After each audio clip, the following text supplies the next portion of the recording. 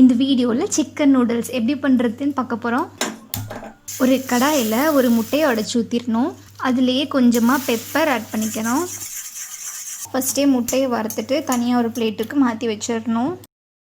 இப்போ அதே கடாயில் ஒரு கரண்டி எண்ணெய் ஆட் பண்ணிக்கணும்.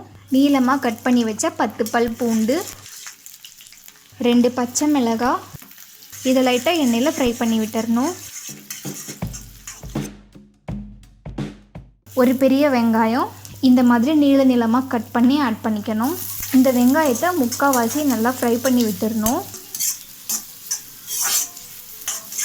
இதுலேயே ஒரு குடமிளகாய் ஆட் பண்ணிக்கணும். ஒரு கையளவு கட் பண்ணி வச்சு முட்டைக்கோஸ் ஆட் பண்ணிக்கணும். முட்டைக்கோஸ் ஆட் பண்ணின பிறகு 5லிருந்து 10 நிமிஷம் நல்லா இதை மாதிரி ஃப்ரை பண்ணி விட்டுறணும். இப்போ இதுலேயே 1 டீஸ்பூன் இஞ்சி பூண்டு விழுது. நாங்கள் இஞ்சி பூண்டு அரைக்கும் போதே ஒரு பெரிய பட்டை வச்சு அரைச்சிக்குவோம்.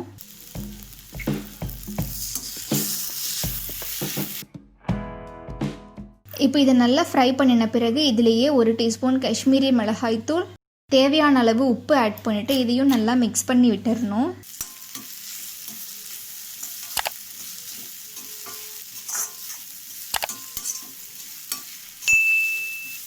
இதுலேயே 1 tablespoon soya sauce add பண்ணிக்கணும்.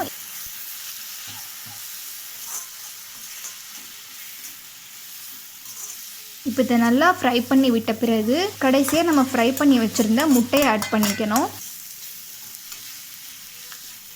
அடுத்து இதுலேயே சிக்கன் 65 ஆட் பண்ணிக்கணும். சிக்கன் 65 நீங்கள் ஆட் பண்ணும்போது அப்படியே ஆட் பண்ணக்கூடாது. இந்த மாதிரி சின்ன சின்னதாக கட் பண்ணிட்ட பிறகு தான் ஆட் பண்ணணும்.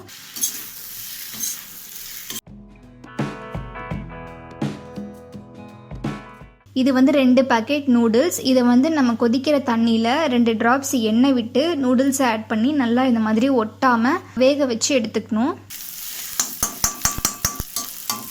கடைசியாக பாயில் பண்ணி வச்சுருந்த நூடுல்ஸை ஆட் பண்ணி நல்லா மிக்ஸ் பண்ணி விட்டுறணும்.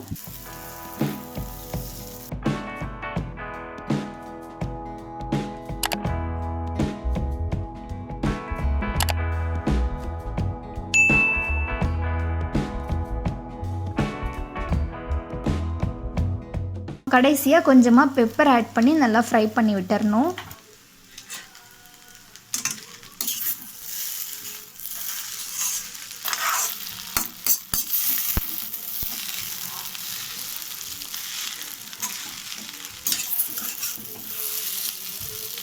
அவ்வளோதான், சிக்கன் நூடுல்ஸ் ரெடி ஆயாச்சு. இதே மெத்தடில் நான் சிக்கன் ஃப்ரைட் ரைஸும் ஆல்ரெடியே அப்லோட் பண்ணியிருக்கேன். அதை நான் கீழே டிஸ்கிரிப்ஷனில் கொடுக்குறேன். இந்த ரெசிபியை நீங்கள் ட்ரை பண்ணி பார்த்தீங்க அப்படின்னா கண்டிப்பாக கமெண்ட் பண்ணுங்கள். Thank you so much.